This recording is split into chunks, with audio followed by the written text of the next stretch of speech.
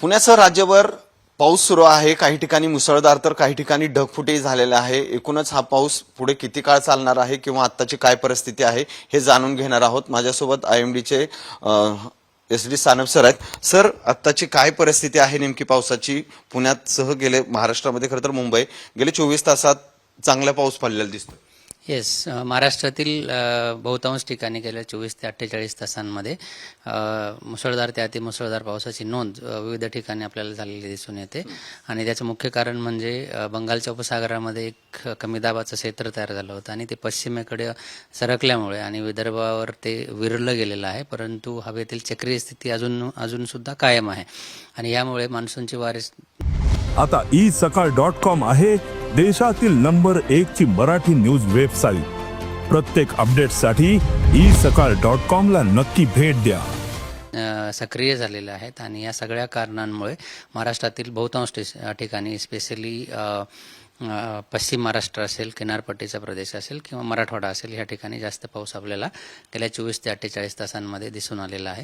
येणाऱ्या 24 ते 48 तासांचा विचार कराल तर येणाऱ्या 24 तासांमध्ये अशीच परिस्थिती राहण्याची शक्यता आहे आणि त्यानंतर पावसाची जी तीव्रता आहे किंवा इंटेन्सिटी आहे ती कमी कमी होताना आपल्याला दिसेल.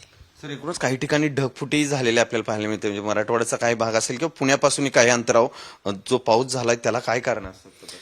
ढगफुटी असं डायरेक्टली म्हणता येत नाही. ढगफुटीची व्याख्या जी आहे ती वेगळी आहे. एका तासामध्ये जर 100 मिलीमीटर पाऊस पडत असेल तर त्याला आपण ढगफुटी असं म्हणतो. आणि आता जी परिस्थिती निर्माण झाली होती ही ढगफुटी नाही आहे, तर जास्त किंवा आपण म्हणू शकतो की जास्त पाऊस पडलेला आहे किंवा मुसळधार पाऊस पडलेला आहे असं आपण म्हणू शकतो. परंतु ढगफुटी असं काही आपल्याला तरी नोंदलं गेलेलं नाही आहे. सर, गेले 24 ते 48 तासात जी पावसाची नोंद झाली ती कुठं जास्त झाली किंवा आत्ताची ती परिस्थिती आहे ती घाटमाथ्यांवर आपल्याला मुसळधार पाऊस पडताना दिसून आला आहे. कोकणामध्ये सुद्धा 200 मिलीमीटरपेक्षा जास्त 1-2 ठिकाणी आपल्याला दिसून आलेलं आहे. पुण्यामध्ये सुद्धा आपण बघाल तर शिवाजीनगरमध्ये 60 मिलीमीटर, पाषाणला 60 मिलीमीटर आणि लोहेगावला सगळ्यात जास्त 129 मिलीमीटर पावसाची नोंद गेल्या 24 तासांमध्ये दिसून आलेली आहे. सर, एकूणच हा पाऊस पडतोय, मात्र घाटमाथ्यावर आता पावसाची परिस्थिती अनेक ठिकाणी मुसळधार जो पाऊस सुरू आहे घाटमाथ्यावर आणि पुढं राहील असं सगळं आहे. हां, म्हणजे अशीच परिस्थिती 24 तास तरी अशीच असण्याची शक्यता आहे आणि त्यानंतर त्यामध्ये त्याची इंटेन्सिटी किंवा तीव्रता कमी कमी होताना आपल्याला दिसेल. अलर्ट देण्यात आलाय कुठला, म्हणजे पुढचे 24 तास किंवा काय? राईट, घाटमाथ्यांवर रेड अलर्ट आहे आजच्यासाठी आणि उद्या ऑरेंज आणि नंतर येलो असा दिला गेलेला आहे. त्याचबरोबर पुणे डिस्ट्रिक्ट साठी आज ऑरेंज अलर्ट आहे आणि त्यानंतर त्याची जसं मी सांगितलं की पाऊस कमी कमी होताना दिसेल, तर ते अलर्टसुद्धा कमी कमी आपल्याला किंवा त्याचे अलर्ट फक्त उद्यासाठी आहे, परवा नंतर ते अलर्ट सुद्धा कमी कमी होताना आपल्याला दिसतील. लोकांनी काय काळजी घ्यावी, कारण पुण्यापासून लोणी काळभोर जो भाग आहे तो रात्रीपासून खरं तर खूप मोठ्या प्रमाणात तिथे पाऊस झाला आहे आणि ती काही ठिकाणी आता लोकांच्या मनासाठी ढगफुटी झाली, पण लोकांनी काय काळजी घ्यावी या परिस्थितीत सगळं? नक्कीच, आता ज्यावेळी जास्त मुसळधार पाऊस होतो 2-3 गोष्टी महत्त्वाच्या असतात, ज्यामध्ये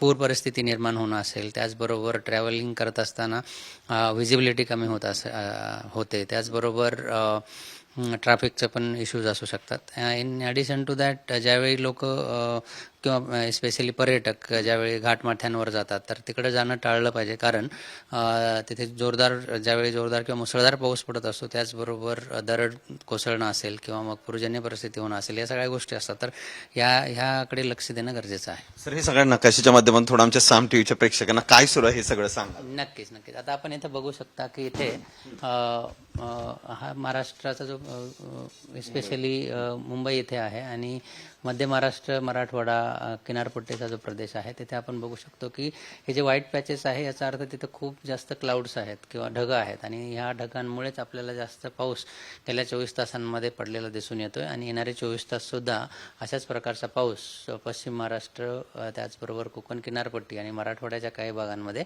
पडण्याची शक्यता आहे. विदर्भाचा जर विचार कराल तर तिथं सुद्धा जास्त पाऊस पडण्याची शक्यता आहे, परंतु कम्पॅरेटिव्हली तीव्रता कमी असेल. नक्कीच आपण पाहतो की पुढील 24 तास ही पाऊस मुसळधार, काही भागात तर घाटमाथ्यावर ही पाऊस जास्त होण्याची शक्यता आहे, त्यामुळे सर्वांनी काळजी घेण्याची गरज आहे. सचिन जाधव, साम टीव्ही न्यूज, पुणे. देश विदेशातील प्रत्येक घडामोडींचे लाईव्ह अपडेट मिळवण्यासाठी आता साम टीव्हीच्या सर्व सोशल मीडिया प्लॅटफॉर्मला लाईक, फॉलो आणि सबस्क्राईब करा. तसंच सर्व नोटिफिकेशनसाठी बेल आयकॉन प्रेस करायला विसरू नका.